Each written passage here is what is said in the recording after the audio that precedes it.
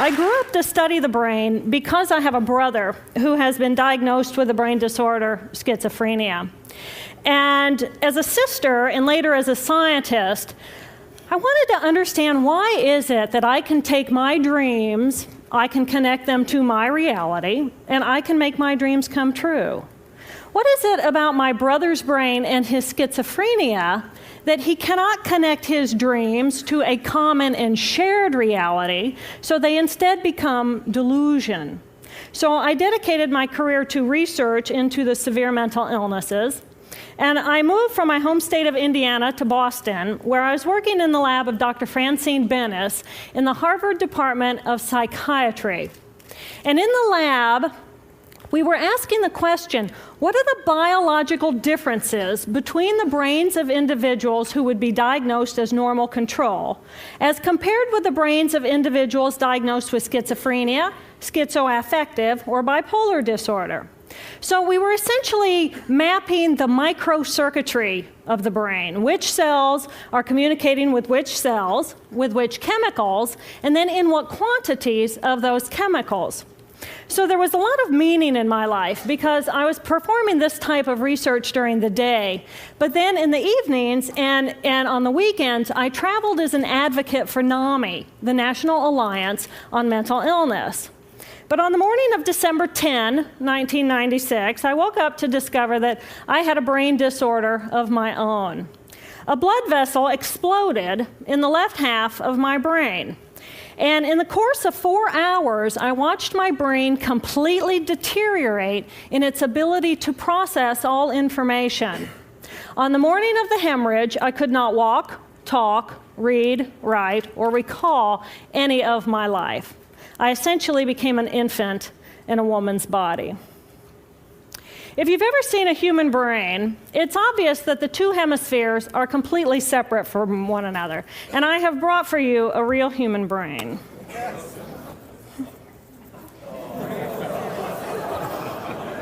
Thank you. So this is a real human brain. This is the front of the brain, the back of the brain with the spinal cord hanging down. And this is how it would be positioned inside of my head. And when you look at the brain, it's obvious that the two cerebral cortices are completely separate from one another. For those of you who understand computers, our right hemisphere functions like a parallel processor, while our left hemisphere functions like a serial processor. The two hemispheres do communicate with one another through the corpus callosum, which is made up of some 300 million axonal fibers. But other than that, the two hemispheres are completely separate. Because they process information differently, each of our hemispheres think about different things, they care about different things, and dare I say, they have very different personalities. Excuse me. Thank you. It's been a joy. Our right human hemisphere is all about this present moment. It's all about right here, right now. Our right hemisphere, it thinks in pictures, and it learns kinesthetically through the movement of our bodies. Information in the form of energy streams in simultaneously through all of our sensory systems, and then it explodes into this enormous collage of what this present moment looks like, what this present moment smells like and tastes like, what it feels like, and what it sounds like. I am an energy being connected to the energy all around me through the consciousness of my right hemisphere. We are energy beings connected to one another through the consciousness of our right hemispheres as one human family. And right here, right now, we are brothers and sisters on this planet, here to make the world a better place. And in this moment, we are perfect, we are whole, and we are beautiful. My left hemisphere, our left hemisphere, is a very different place. Our left hemisphere thinks linearly and methodically. Our left hemisphere is all about the past, and it's all about the future. Our left hemisphere is designed to take that enormous collage of the present moment and start picking out details, and more details about those details. It then categorizes and organizes all that information, associates it with everything in the past we've ever learned, and projects into the future all of our possibilities. And our left hemisphere thinks in language. It's that ongoing brain chatter that connects me and my internal world to my external world. It's that little voice that says to me, hey, you got to remember to pick up bananas on your way home. I need them in the morning. It's that calculating intelligence that reminds me when I have to do my laundry. But perhaps most important, it's that little voice that says to me, I am. I am. And as soon as my left hemisphere says to me, I am, I become separate. I become a single, solid individual, separate from the energy flow around me and separate from you. And this is the portion of my brain that I lost on the morning of my stroke. On the morning of the stroke, I woke up to a pounding pain behind my left eye. And it was the kind of pain, caustic pain, that you get when you bite into ice cream. And it just gripped me, and then it released me. And then it just gripped me, and then it released me. And it was very unusual for me to ever experience any kind of pain, so I thought, okay, I'll just start my normal routine. So I got up and I jumped onto my cardio glider, which is a full body, full exercise machine. And I'm jamming away on this thing, and I'm realizing that my hands look like primitive claws grasping onto the bar. And I thought, that's very peculiar. And I looked down at my body, and I thought, whoa, I'm a weird-looking thing. And it was as though my consciousness had shifted away from my normal perception of reality, where I'm the person on the machine having the experience, to some esoteric space where I'm witnessing myself having this experience.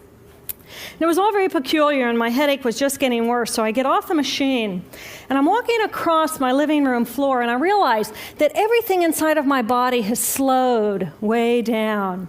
And every step is very rigid and very deliberate. There's no fluidity to my pace, and there's this constriction in my area of perception, so I'm just focused on internal systems. And I'm standing in my bathroom getting ready to step into the shower, and I could actually hear the dialogue inside of my body. I heard a little voice saying, okay, you muscles, you got to contract, and you muscles, you relax. And then I lost my balance, and I'm propped up against the wall. And I looked down at my arm, and I realized that I can no longer define the boundaries of my body.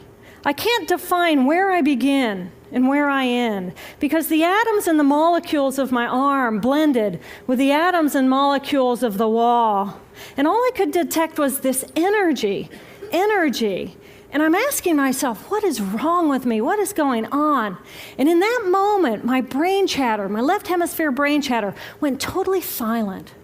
Just like someone took a remote control and pushed the mute button. Total silence. And at first I was shocked to find myself inside of a silent mind. But then I was immediately captivated by the magnificence of the energy around me.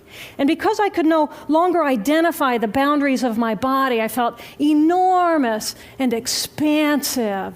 I felt at one with all the energy that was, and it was beautiful there. And then all of a sudden, my left hemisphere comes back online, and it says to me, hey, we got a problem, we got to get some help. And I'm going, oh, I got a problem. So it's like, okay, I got a problem. But then I immediately drifted right back out into the consciousness, and I affectionately refer to this space as La La Land.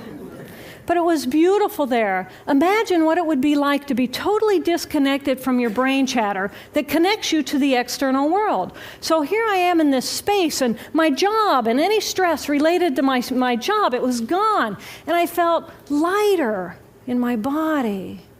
And imagine all of the relationships in the external world and any stressors related to any of those, they were gone. And I felt this sense of peacefulness. And imagine what it would feel like to lose 37 years of emotional baggage. Oh, I felt euphoria. Euphoria. It was beautiful there. And then again, my left hemisphere comes online and it says, hey, you've got to pay attention. We've got to get help. And I'm thinking, I got to get help. I got to focus. So I get out of the shower and I mechanically dress and I'm walking around my apartment and I'm thinking, I got to get to work. I got to get to work. Can I drive? Can I drive? And in that moment, my right arm went totally paralyzed by my side. Then I realized, oh my gosh, I'm having a stroke. I'm having a stroke. And then the next thing my brain says to me is, wow, this is so cool. This is so cool. How many brain scientists have the opportunity to study their own brain from the inside out? And then it crosses my mind, but I'm a very busy woman. I don't have time for a stroke. It's like, okay, I can't stop the stroke from happening, so I'll do this for a week or two, and then I'll get back to my routine. Okay, so I got to call help. I got to call work. I couldn't remember the number at work. So I remembered in my office I had a business card with my number on it. So I go into my business room. I pull out a 3-inch stack of business cards. And I'm looking at the card on top. And even though I could see clearly in my mind's eye what my business card looked like, I couldn't tell if this was my card or not because all I could see were pixels. And the pixels of the words blended with the pixels of the background and the pixels of the symbols, and I just couldn't tell. And then I would wait for what I call a wave of clarity.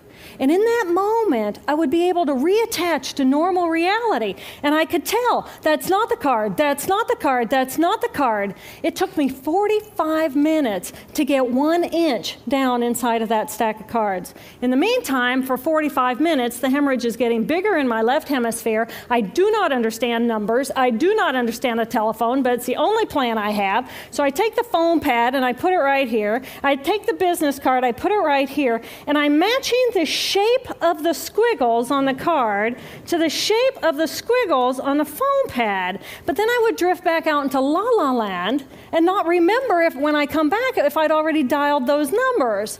So I had to wield my paralyzed arm like a stump and cover the numbers as I went along and push them so that as I would come back to normal reality, I'd be able to tell, yes, I've already dialed that number.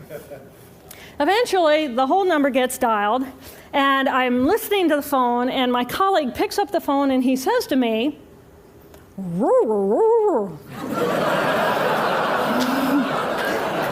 I think to myself, oh my gosh, he sounds like a golden retriever.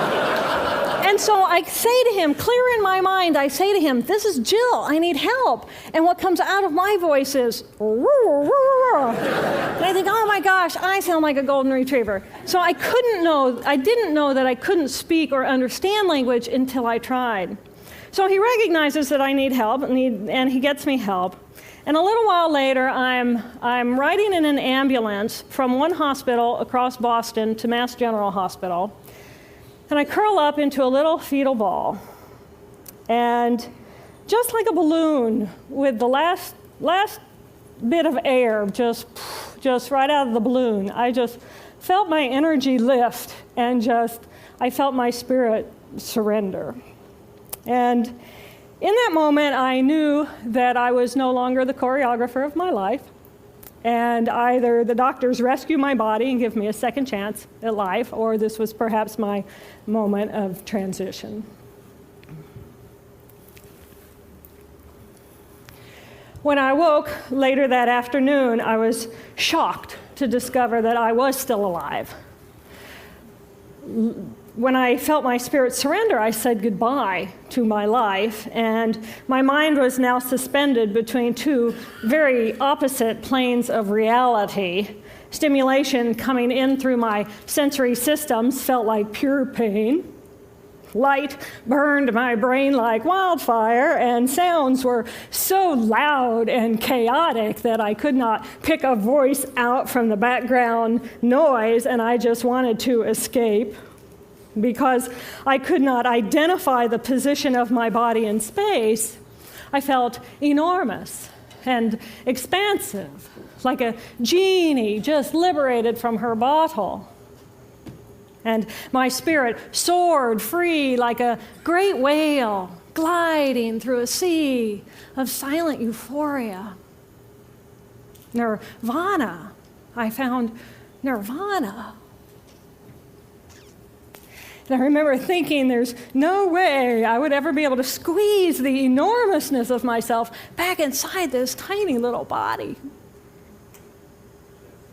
But then I realized, but I'm still alive. I'm still alive, and I have found nirvana. And if I have found nirvana and I'm still alive, then everyone who is alive can find nirvana. And I pictured a world filled with beautiful, peaceful, compassionate, loving people who knew that they could come to this space at any time and that they could purposely choose to step to the right of their left hemispheres and find this peace. And then I realized what a tremendous gift this experience could be. What a stroke of insight this could be to how we live our lives. And it motivated me to recover.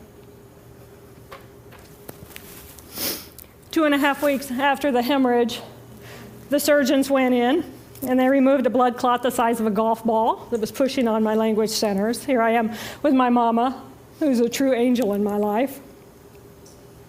It took me 8 years to completely recover. So, who are we? We are the life force power of the universe with manual dexterity and 2 cognitive minds. And we have the power to choose moment by moment who and how we want to be in the world. Right here, right now, I can step into the consciousness of my right hemisphere where I am the life force power of the universe. I am the life force power of the 50 trillion beautiful molecular geniuses that make up my form, at one with all that is. Or I can choose to step into the consciousness of my left hemisphere, where I become a single individual, a solid, separate from the flow, separate from you. I am Dr. Jill Bolte Taylor, intellectual, neuroanatomist. These are the we inside of me. Which would you choose? Which do you choose? And when? I believe that the more time we spend choosing to run the deep inner peace circuitry of our right hemispheres, the more peace we will project into the world, and the more peaceful our planet will be. And I thought that was an idea worth spreading. Thank you.